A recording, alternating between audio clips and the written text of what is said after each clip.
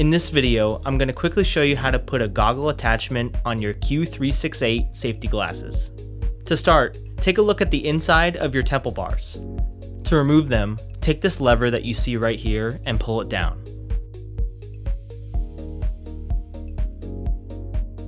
Fold the temple bar inward, then tilt it down 90 degrees. You'll feel it loosen, and then you'll be able to remove the bar from the frame. Repeat this on the other side, and then grab your goggle attachment.